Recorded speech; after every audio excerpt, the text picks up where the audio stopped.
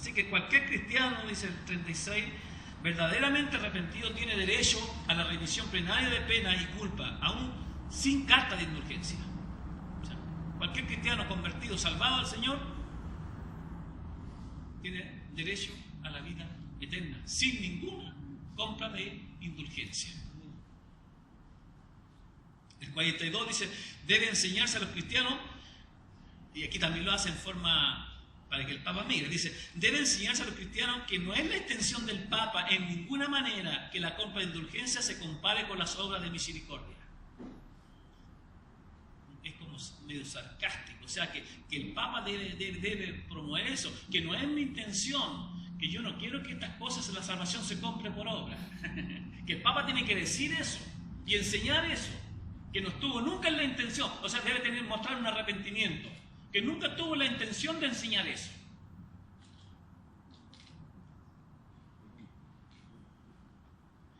Debe enseñarse a los cristianos que el que ve a un indigente y sin prestarle atención, da su dinero para comprar indulgencia, lo que obtiene en verdad no son las indulgencias papales, sino la indignación de Dios. ¿Por qué? Cuando se veían gente que era muy pobre, los curas les sacaban todo. Y como eran muy miserables, entonces, pero con eso ellos estaban comprando su salvación. Y lo que Martín está diciendo, que lo que obtienen no es salvación, sino la indignación de Dios. El 48 se debe enseñar a los cristianos que al otorgar indulgencia al Papa, tanto más necesita cuanto desea una oración ferviente por su persona antes que el dinero efectivo. O sea, tanto él como el Papa. O sea, en vez del Papa estar vendiendo la salvación, lo que él necesita, esa persona, es que se ore por ella. Y tanto más necesita él mismo la oración de esa persona. El 52 dice, van en la confianza en la salvación por medio de una carta de indulgencia, aunque el comisario, hasta el mismo Papa, pusiera su misma alma como prenda, no serviría de nada. 56. Los tesoros de la iglesia donde el Papa distribuye la indulgencia no son suficientemente mencionados ni conocidos entre el pueblo de Dios. Es clave eso, o sea, que toda la plata que se reúne por la venta de indulgencia, que era un capital, pero tremendo, imagínense todos los ricos que llegan a comprar su salvación. Pero el pueblo nunca se sabía qué es lo que hacía con esa plata. El pueblo no estaba enterado qué se hacían con esos fondos. De hecho, que en uno de sus artículos dice que se deje de vender las indulgencias para juntar ese dinero, que saque ya la plata que tiene él, toda su riqueza, y construya una verdadera basílica con su plata. El verdadero tesoro de la iglesia es el sacrosanto evangelio de la gloria y de la gracia de Dios, no por las obras, como decía el Papa. Así que el 66, los tesoros de las indulgencias son redes de las cuales ahora se pescan las riquezas de los hombres, es lo que hacen los apostólicos también.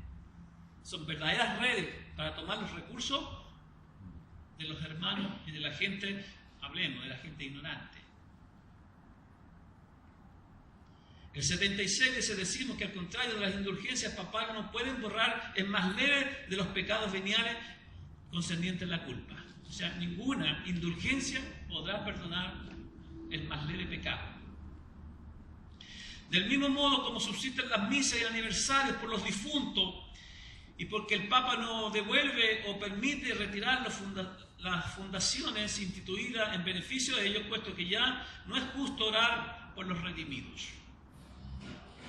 Bueno, es una de las tantas de las 95 tesis que habló el Martín Lutero, que la escribió en el templo de Wittenberg. Entonces, sucede que es condenado. Nosotros estábamos viendo que él escribió las 95 tesis de la indulgencia en 1518, el debate en Heidelberg en defensa de su teología, en octubre frente al cardenal Caja en Hamburgo. en 1520 está la bula papal, 60 días para retractarse, y él pide 24 horas más. Eso es lo que es la bula papal. En 1521 está la dieta de Worms en abril. El edicto en mayo es condenado como hereje. En el fondo ahí le dieron 60 días para que pudiese retirar todos esos escritos que están en el templo allí, y no solo retirarlos de ahí, sino que ahora públicamente tenía que decir que él estaba equivocado, que se retractaba, que el Papa era infalible, y tenía que decir lo contrario de lo que él escribió. Pero él dice en su respuesta: ya que más serena majestad y todos sus príncipes requieren una respuesta clara, simple y precisa, yo les daré una sin cuerno ni dientes. O sea, sin pelo en la boca.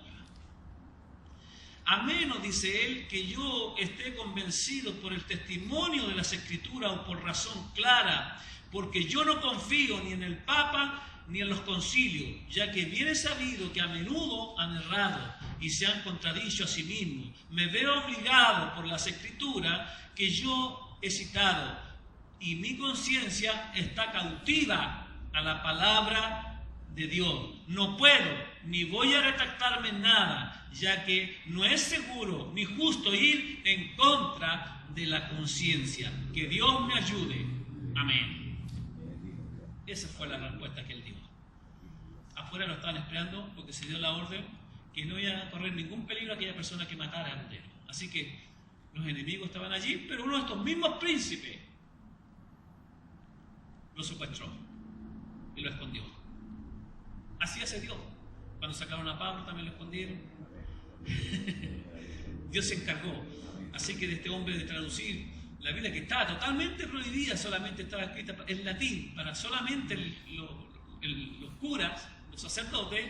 Martín Lutero dijo que la escritura no era solamente para una interpretación privada de unos pocos, sino que debía ser extendida a todo el pueblo. Así que tradujo la Biblia del latín al alemán, y ahí vienen todas las otras demás traducciones. Entonces, en síntesis, él dice lo que nosotros llamamos las 5 A solas. Sola escritura, no papa. Solo escritura. Segundo, solo Cristo, no indulgencia. Solo Cristo. Luego, solo gracia, no obra. Solo gracia. Es lo que enseñó. Solo fe. Solo a Dios la gloria, no al Papa. Solo a Dios la gloria. Eso fue en síntesis, y esto fue una lucha terrible. Bueno, con lo que él expuso, muchos monjes, por supuesto que se unió a él, monje y todo eso. Bueno, dice que se casó con una monja él. Imagínense huyendo, prácticamente predicando el Evangelio para matarlo, en peligro de todas esas muertes, de todas esas cosas. Yo a veces pienso en estos nuevos apóstoles. Tienen título de honorable, tienen título. A mí uno de los apóstoles me dijo que si yo me iba con ellos y me portaba con $600, si yo le pagaba $600 de Ronnie Chapa allá del Centroamérica, yo tendría un título de doctorado. Y si yo no he sido nunca un doctor en teología, ¿cómo voy a recibir? Nunca fui a una universidad para recibir un título, solamente comprarlo. O sea, es la misma cuestión. ¿Hay alguna diferencia ustedes? Es la misma cuestión nomás. Entonces, pero vemos a este Martín Lutero que se casó con su esposa llamada Katy. Hay una historia que cuentan que a los más grandes les ha pasado, porque un cristiano puede deprimirse, ¿no? Después de haber vivido Martín Lutero esta tremenda persecución y un tremendo avivamiento, porque produjo un avivamiento tremendo, y no solamente en Alemania, sino que en Escocia, en Irlanda del Norte. En Irlanda del Norte todavía está fuerte eso. Entonces, él se deprimió mucho. La historia dice que se encerró en su cuarto Por 3 días no salió, y su esposa todos los días le iba a golpear, le dejar almuerzo, no quería comer, no quería beber, no quería nada, quería morirse. Entonces un día, Katy hizo palanca con un fierro y abrió su puerta y entró. Y cuando entró, iba vestida de negro. Y él quedó mirando, ¿por qué está vestida de luto, mujer? Estoy vestida de luto porque Cristo murió, dijo. Dios se ha muerto. Mujer, esa es una blasfemia, le dijo él. ¿Y qué es lo que estás haciendo tú? Encerrándote aquí, dice, como si Cristo estuviese muerto. ¿No es una blasfemia? Eso lo lanzó hacia arriba. Porque aún los más grandes hombres de Dios han tenido momentos muy difíciles. Yo pienso... Elías, por ejemplo. ¿Ah? Elías, por ejemplo. Claro. Todos los profetas. Bueno, Elías llegó a decir, bueno, Señor, yo no quiero más seguir esta cuestión, yo prefiero que me muera. Yo no, incluso llega a decirse, yo no soy mejor que mis padres, no soy mejor que nadie. Estoy de más en la tierra. Te pido que mejor me mates. Era tanta la depresión. Y había hombres así. Y nosotros mismos, yo mismo he pasado por muchas situaciones muy, muy, muy difíciles. Yo mismo, en un momento de mi vida, pedí a Dios que me llevara. En un momento muy difícil de mi vida, pedí a Dios irme con Él. Porque todos entramos en algún momento, alguna depresión, cuando a veces nos vemos salida. Cuando vemos que todo está oscuro y pareciera que Dios no está en ningún lugar. Y que por más que buscamos no encontramos respuesta. Y que por más que tratemos de encontrar un amigo, tampoco lo tenemos al amigo, ¿verdad? No tenemos ni dónde recurrir. Si realmente los pastores no podemos tener amigos entre los hermanos. Son ovejas. Entonces, son momentos que uno pasa muy difícil y que hemos pasado. Pero gracias a Dios que Dios nunca estuvo lejos. Siempre estuvo allí. Y quizás que las consecuencias de nuestra desobediencia nos han llegado a tal punto de aflicción para saber que solamente dependemos de Él y que todo lo que hagamos depende de Él y no hay nada nuestro. Ningún valor humano, ningún poder humano, ninguna persona capacitada, sino depender absolutamente de su beneplácito de Él. Dios nos bendiga mucho, ¿no? Entonces, la Escritura solamente, Isaías 8:20 dice, y la ley y el testimonio, si no hablan conforme a esto, es porque no les ha sido amanecido o no les ha sido revelado. O sea, la ley, la palabra de Dios en la persona, no puede haber un testimonio en esa persona porque a esa persona Dios no se ha revelado. Entonces la revelación de la palabra no depende de la persona, y aun cuando pueda leer, no depende de esa persona, sino que Dios el que se revela a través de su palabra. Como dice otra versión, busque las instrucciones y las enseñanzas de Dios. Quienes contradicen su palabra están en completa oscuridad. Así que los hombres no rechazan la palabra porque encuentran faltas en ella, sino porque ella encuentran falta en ellos. Esa es la forma. Los ateos dicen, yo no creo en la Biblia, no es que no crean en ella, sino lo que la Biblia los descubre es que ellos necesitan de ella. O le está diciendo sus pecados, lo que ellos tienen. En 2 de Pedro 1, del 20-21 dice, pero ante todo sabe esto, que ninguna profecía de las Escrituras es asunto de interpretación personal o privada. Pues ninguna profecía fue dada jamás por un acto de voluntad humana, sino que los hombres, inspirados por el Espíritu, hablaron de parte de Dios. ¿Qué les parece a usted cuando de repente sale alguien dentro de la iglesia? Así ha dicho el Espíritu Santo. Porque toman estos versículos que realmente estos fueron los profetas que fueron nombrados por Dios con el oficio de profeta para traer las Escrituras. Pero no tiene que ver con nada que suceda en la iglesia en estos tiempos para decir que Dios ha dicho así. Al menos si no habla que está escrito no sirve de nada. Así que las escrituras no son un asunto de interpretación personal, la palabra no llegó a nosotros como un resultado de una intención o un deseo, ni un proyecto humano que Dios haya querido darnos. Cuando estos hombres hablaron de parte de Dios por el Espíritu Santo. 2 Timoteo 3:16 dice, toda escritura es inspirada por Dios y útil para enseñar, para aprender, para corregir, para instruir en justicia. Yo tengo alguna versión de la Biblia al día que dice, la Biblia entera, dice la Biblia al día, la Biblia entera nos fue dada por inspiración de Dios y útil para enseñarnos la verdad, hacernos comprender las faltas cometidas en la vida y ayudarnos a llevar una vida recta. Así que la violación de la sola Escritura en la época de Jesús, Marcos 7:13 dice, invalidando así la palabra de Dios por vuestras tradiciones, la cual habéis transmitido, y hacéis muchas cosas semejantes a esta. Y esto es lo que pasa también hoy día con las iglesias. Las iglesias siguen más tradiciones y anulan la palabra de Dios por las tradiciones. La Biblia no dice así, pero estamos tan acostumbrados así. Porque las tradiciones son interpretaciones de hombre, no la de Dios. Por ejemplo, mandamientos de hombre.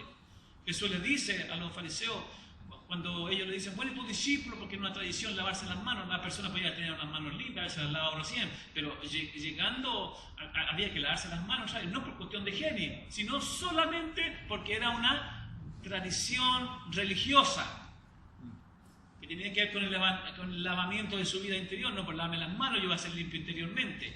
Pero Jesús dice, ¿por qué vosotros invalidáis el mandamiento de Dios? Por tradiciones de hombre o mandamientos de hombre. Bueno, ahí les da que ellos habían invalidado el mandamiento de Dios con decir a los hijos que no deben cubrir a sus padres sus necesidades, sino que la plata la deben echar al templo y dejar a los padres prácticamente abandonados cuando eran viejitos. A eso se está refiriendo Cristo. Entonces, en la Biblia al día dice, pisotean la ley de Dios por guardar las tradiciones humanas. Esto es solo un ejemplo de muchas cosas que ustedes hacen. La responsabilidad de la iglesia. 1 Timoteo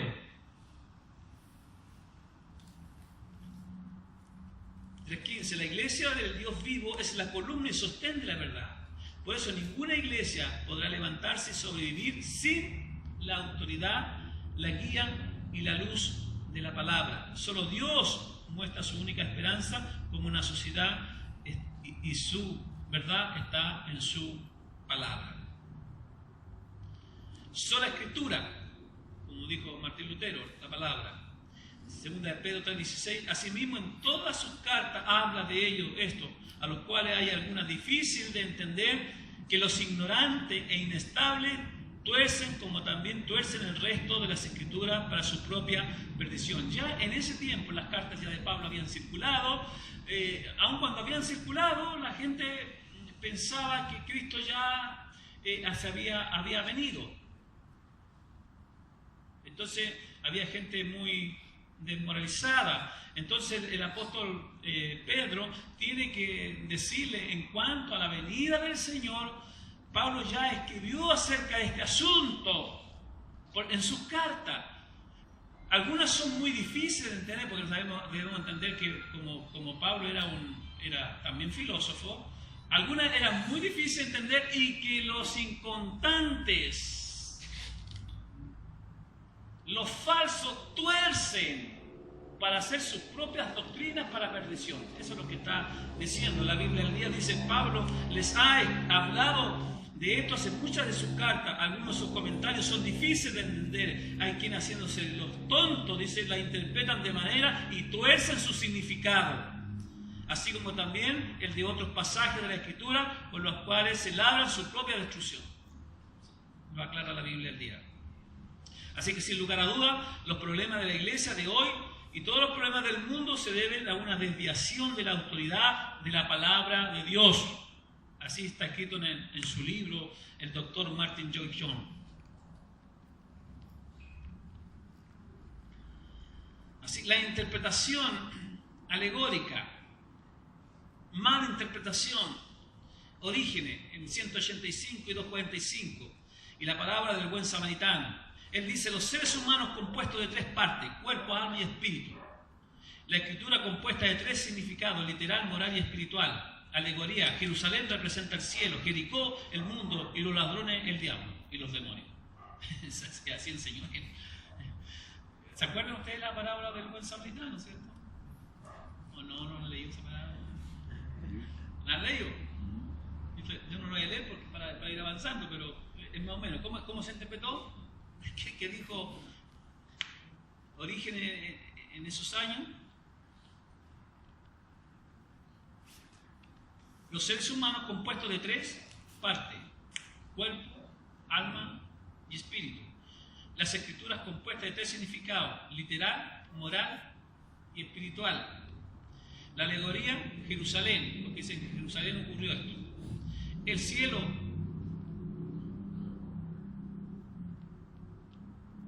Jerusalén representa el cielo. Jericó representa, dice, el mundo. Y los ladrones representan al diablo y sus demonios. Entonces, así es como la persona interpreta en forma rigada. Para darle un ejemplo, Orígenes interpretó así la cosa, que no tenía nada que ver con lo que Cristo quiso explicar. ¿Qué es lo que explicaba la interpretación correcta? ¿Quién era el sacerdote? La ley. El buen samaritano, Cristo, cargando el pecado del hombre caído en la posada, que representa la iglesia. La promesa del samaritano de que regresará el retorno de Cristo. Todo lo que gaste, ponlo en mi cuenta, cuando yo regrese lo pago. Esa es la interpretación que Cristo quiso darle, pero Orígenes lo interpreta de esa forma. Y así nosotros podemos caer en muchas interpretaciones de la Biblia mal. La Iglesia Católica hizo la Escritura, la tradición de la Escritura y en el magisterio de la Iglesia, el Catecismo Católico, punto 95, según el plan prudente de Dios, están unidos y ligados de modo que ninguno puede sustituir sin los otros. O sea, los tres, cada uno según el carácter, bajo la acción del único Espíritu Santo, contribuyen eficazmente a la salvación de las almas. O sea, la Biblia, el clero, el Papa. Esos tres incluyen la salvación. La Inerrancia Bíblica en Chicago en 1978, artículo 2, afirmamos que las Escrituras son las normas supremas que atan la conciencia y que la autoridad de la Iglesia está subordinada a las Escrituras. Ningún pastor tiene autoridad. Ningún obispo tiene autoridad sobre la Iglesia. La autoridad la tiene las Escrituras. Y si el pastor predica las Escrituras inspiradas por Dios, ese pastor entonces obtiene la autoridad por medio de las Escrituras. Él se sale de las Escrituras y pierde autoridad, porque la Escritura respalda esa autoridad.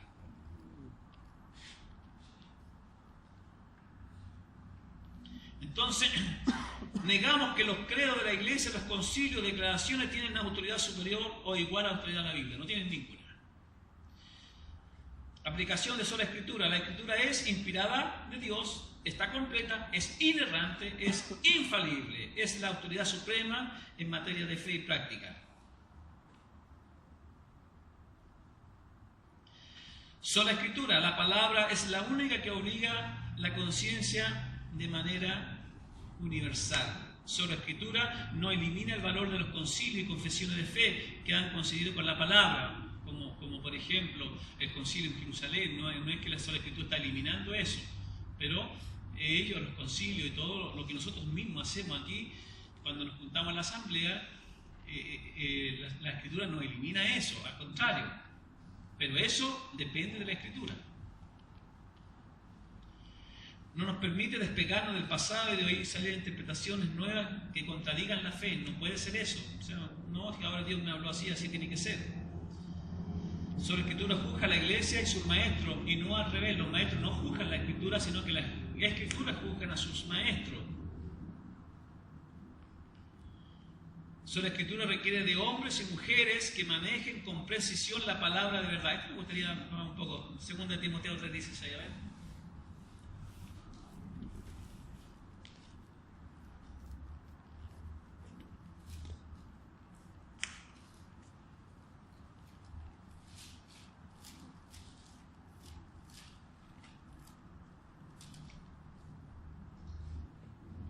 ¿Alguien que me lo lea? Escritura es inspirada por Dios, útil para enseñar, para redarguir, para corregir, para instruir en justicia. Amén. Cuando se refiere a toda Escritura, ¿a qué se está refiriendo? Ahí estamos en el Nuevo Testamento. Al Antiguo. Al Antiguo. No estaba escrito todavía el Nuevo Testamento.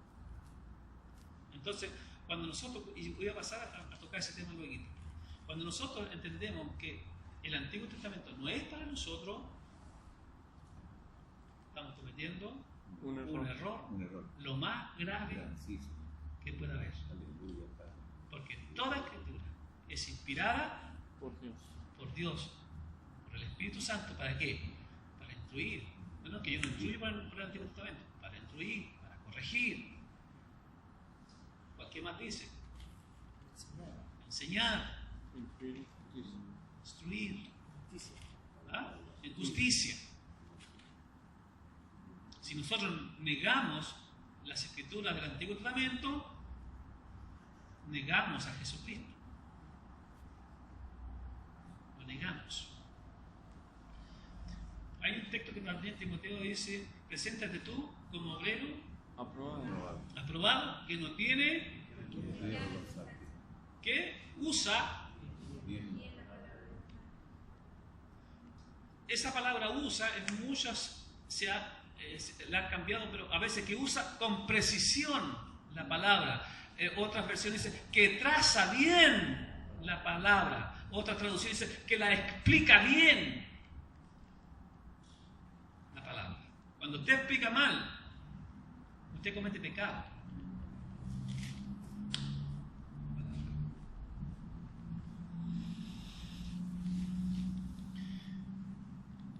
Y preséntate tú como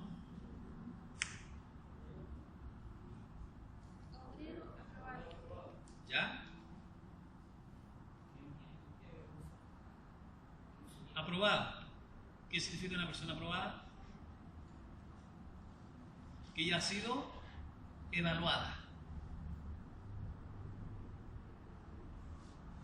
Que Dios lo evaluó y lo encontró que le ha dado el título.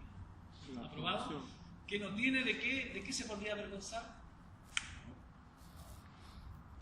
Un predicador que no tiene dominio de la Escritura, ¿qué pasa con él? En cualquier momento puede ser avergonzado.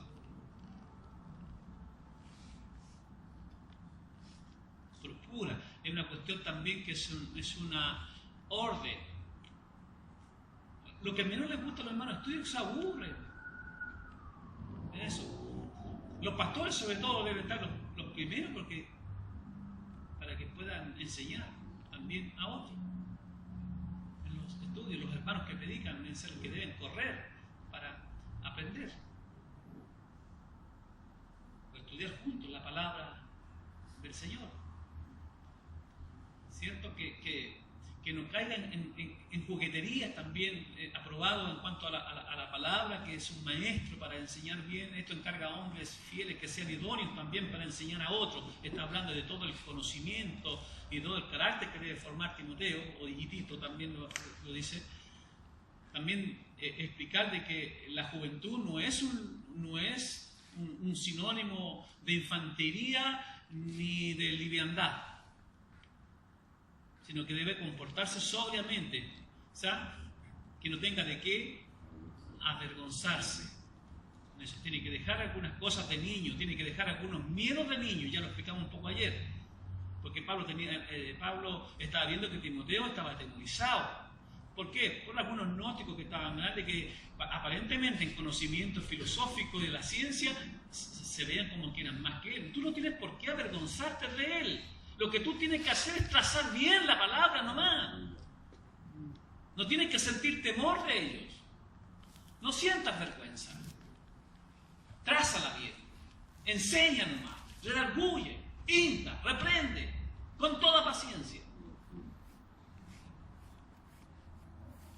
Es el contexto. Sola escritura, aplicación. Pero el profeta que hable con presunción en mi nombre una palabra que yo no le he mandado hablar, o que hable en el nombre de otros dioses, ese profeta morirá. Y si dice en tu corazón, ¿cómo conoceremos la palabra que el Señor nos ha hablado? Cuando un profeta hable en el nombre del Señor, si las cosas no acontecen y se cumplen, esa es la palabra que el Señor no ha hablado. Con presunción lo ha hablado el profeta. No tendrá temor de él. Deuteronomio 18, del 20 al 22. Usted no debe presumir que así dice. No debe presumir que esto fue lo que quiso decir. Tiene que estar seguro que Dios habló y que lo que usted está diciendo se cumple. Jeremías 23, del 25 al 28. Dios está hablando acerca del pueblo de Israel, ya que estaba plagado de pastores inútiles y profetas falsos. Él dice, ¿soy acaso solo Dios de cerca y no Dios de lejos? Dice Jehová. ¿Se ocultará alguno, dice Jehová, en escondrijo donde yo no lo vea? ¿Acaso no lleno todo esto yo, dice Jehová, el cielo y la tierra? Yo he oído a aquellos profetas, dijeron profetizando mentiras en mi nombre, diciendo, he soñado. ¿Hasta cuándo estará esto en el corazón de los profetas que profetizan mentiras? Y que profetizan el engaño de su propio corazón, verso 27, que piensan hacer de mi pueblo y olvidarse de mi nombre con sus sueños, que cada uno cuenta a su compañero como sus padres se olvidaron del nombre de Baal. El profeta que tenga un sueño, que cuente el sueño, y el que tenga mi palabra, que hable fielmente mi palabra. ¿Qué tiene que ver la paja con el trigo? Dice Jehová. El Señor me mostró en un sueño. ¿Qué tiene que ver eso? La persona que tenga un sueño cuenta el sueño nomás, pero no diga que yo dije. Porque yo no he dicho eso. Cada uno puede interpretar el sueño como quiera, pero que diga, y yo lo estoy interpretando así. Esto no dice el Señor. Ahora, el que tiene mi palabra, sea fiel en decir mi palabra. No le agregue ni le quite. Como dijo el Señor en Apocalipsis, de que el que añade su palabra o le quita su palabra recibirá las penas del infierno.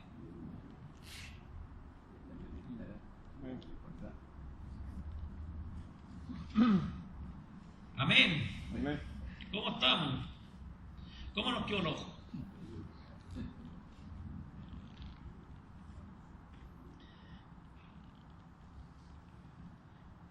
El Antiguo Testamento es la inmutabilidad de la ley de Dios. Inmutable significa algo que no cambia. No porque tengamos el Nuevo Testamento vamos a cambiarlo por el Nuevo Testamento y vamos a dejar de lado el Antiguo Testamento. Quiero leer unos pasajes. Ya si tiene hambre ya vamos a terminar, así que no se preocupe.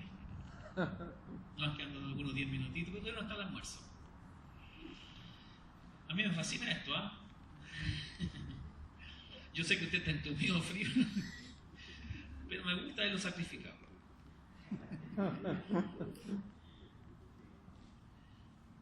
Quiero decir algo, hermano. Si esto no es una delicia, no sirve. Vaya a pelar papas nomás a la cocina. Porque para pintar no sirve. Porque la ley de Jehová debe ser su delicia. Mateo 5, vamos a leer algunos versículos que es importante aclarar. 5, del 17 al 28. Bueno, algunos textos vamos a leer. No penséis, dice, que he venido para abrogar la ley o los profetas. No he venido para abrogar, sino para cumplir. ¿A qué venido Jesús? ¿A abrogarla? No, a cumplirla. Porque de cierto os digo que hasta que pase del cielo a la tierra, ni una jota, ni una tilde pasará de la ley, hasta que todo se haya cumplido. Está hablando del Antiguo Testamento. De manera que cualquiera que quebrante uno de estos mandamientos muy pequeños y así enseñar a los hombres muy pequeños será llamado en el reino de los cielos. Pero cualquiera que los cumpla y los enseñe, este será llamado grande en los cielos.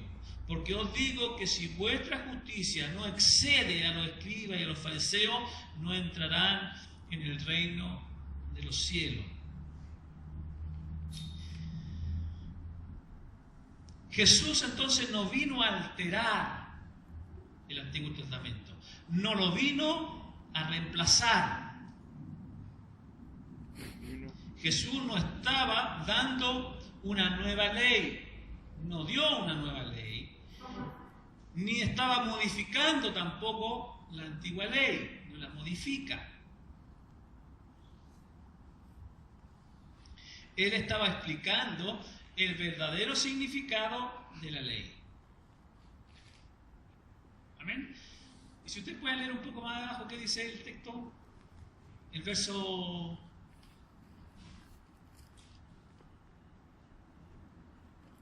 el 21. ¿Qué dice?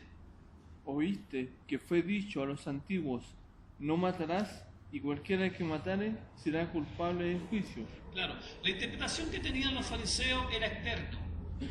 Por tanto, nadie debe matar a otro.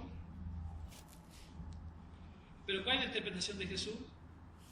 Pero yo os digo que cualquiera que se enoje contra su hermano será culpable de juicio, y cualquiera que diga necio a su hermano será culpable ante el concilio, y cualquiera que le diga fatuo quedará expuesto al infierno de fuego. Eso es la ley.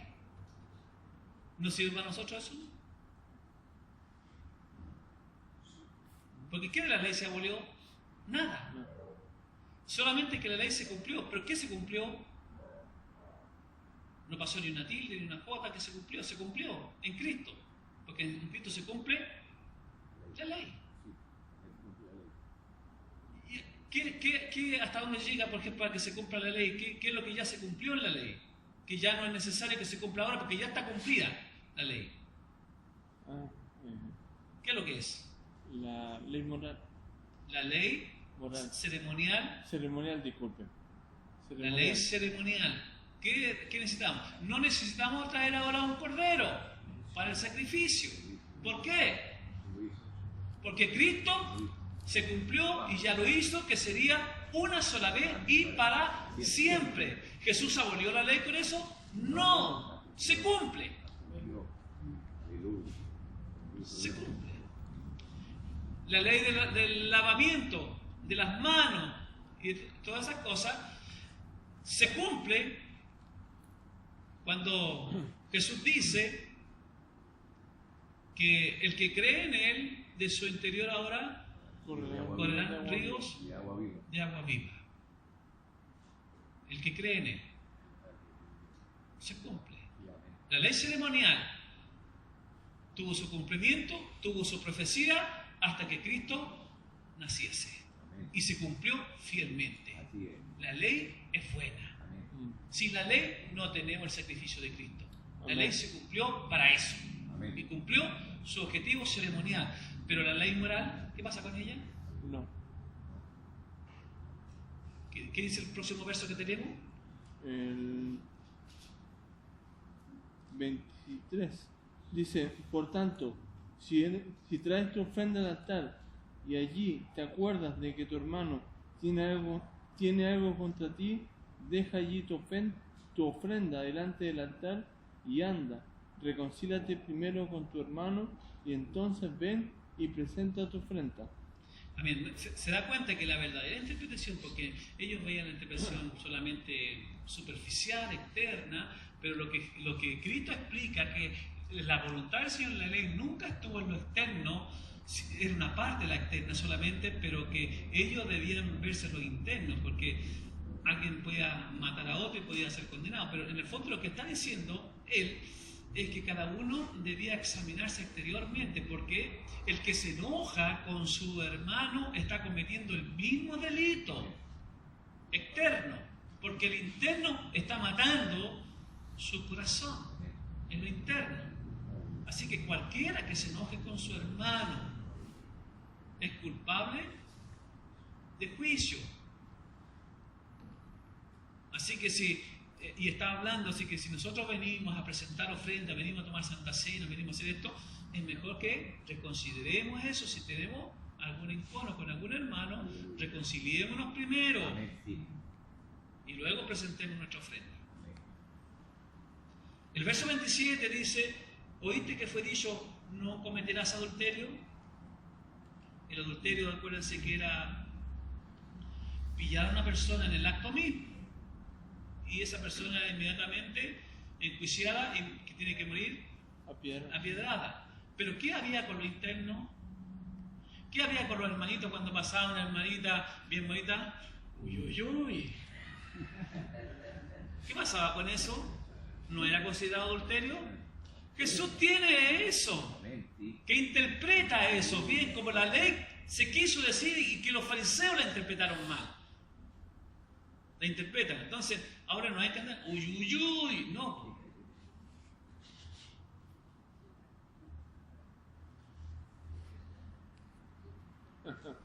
Porque cualquiera ahora, miren hermano, si nosotros incluso tenemos que poner alguna regla porque todavía existen cristianos carnales. Tratamos de que las hermanas, por último, si vienen con los pantalones apretados, hacer una chaquetita un poco más larga que le tape el traste. ¿Por qué? Porque los carnales andan. Pero no se consideran adúlteros. No se consideran. Porque como nadie los pilló en adulterio, como no hay síntomas, no hay fruto de un adulterio, entonces no se considera adulterio. Entonces, esos son capaces de criticar a cualquier persona que haya caído en un acto de adulterio. Lo descalifican, lo hacen pedazos, pero ellos son sinvergüenzas por dentro. Eso es lo que Cristo quiso decir. No es que esté diciendo hay que adulterar, no, Él lo dice, no cometerás adulterio. Pero cualquiera que digo, mira a una mujer, dice, la codicia o la desea en su corazón, ya adulteró con ella en su corazón. Es un cochino. ¿Quiere que la profase? Es un cochino inmoral, laxivo, adulto y fornicario. Es un hijo del diablo. No nos gusta eso, ¿cierto? ¿Por qué Jesús enseña eso? Porque la gente era muy buena para hacer juicio de una cosa, pero no se miraba lo que había en su interior.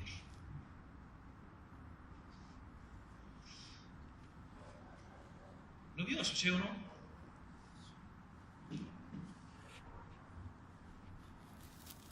Son textos que tienen que explicarse. Yo voy a, terminando, ya estamos casi en la hora, pero algunas cositas pequeñas.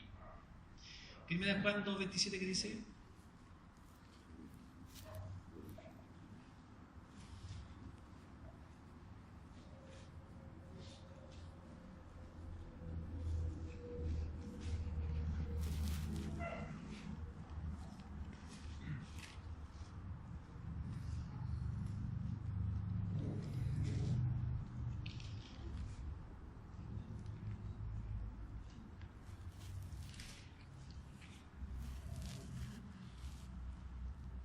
¿Alguien que lo lea?